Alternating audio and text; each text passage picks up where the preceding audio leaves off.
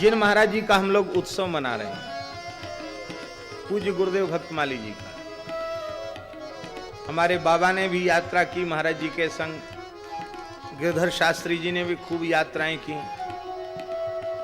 यात्रा में कुछ भी ग्रहण नहीं करते थे, भुने हुए चना रखते थे और अग्नि दीपक चूर्ण,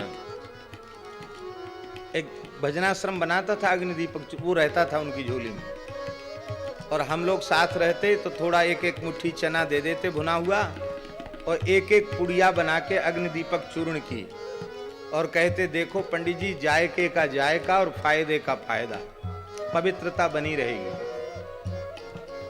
तो हम लोग चना खा करके बीच बीच में थोड़ा चूरन मुख में डाल लेते, मुख का एक बढ़िया सुंदर स्वाद बन जाता।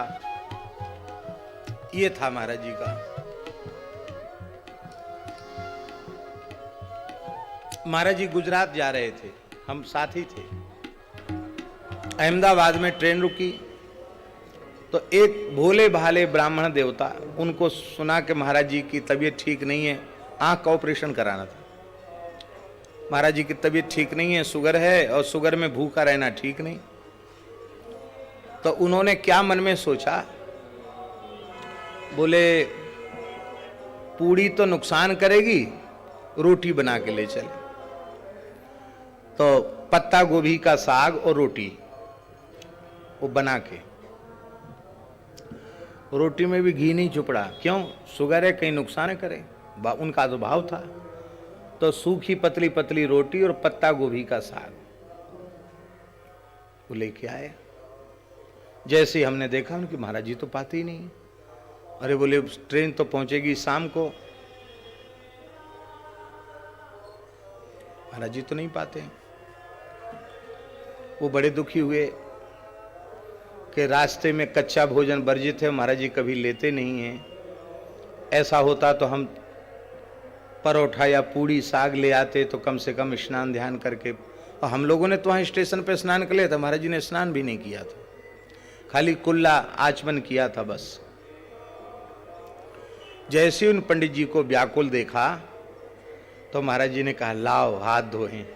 हाथ धो करके और प्रेम से वो साग, बोले हाँ, बीमार का ज्यादा आचार विचार नहीं होता है, बूढ़ा हो और बीमार हो उसका ज्यादा आचार विचार नहीं होता है, कोई बात नहीं पंडित जी दुखी मत हो।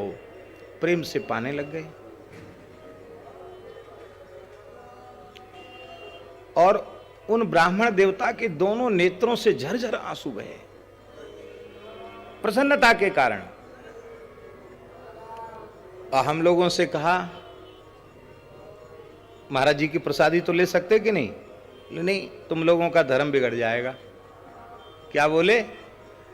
हमारा धर्म तो नहीं बिगड़ा, पर तुम लोगों का धर्म बिगड़ जाएगा, तुम लोग तो दर्शन करो खाली।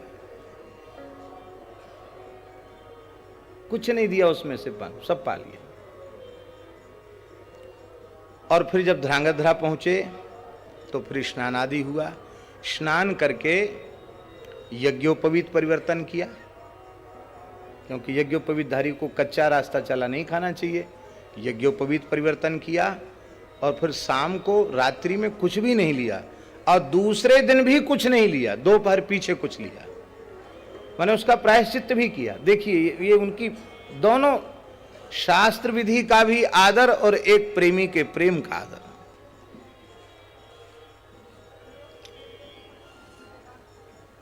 कहते अपने को कोई फर्क नहीं पड़ता, एक ब्राह्मण का चित्त दुखी हो और हम अपना धर्म लिए बैठे रहें, ये अच्छी बात नहीं है।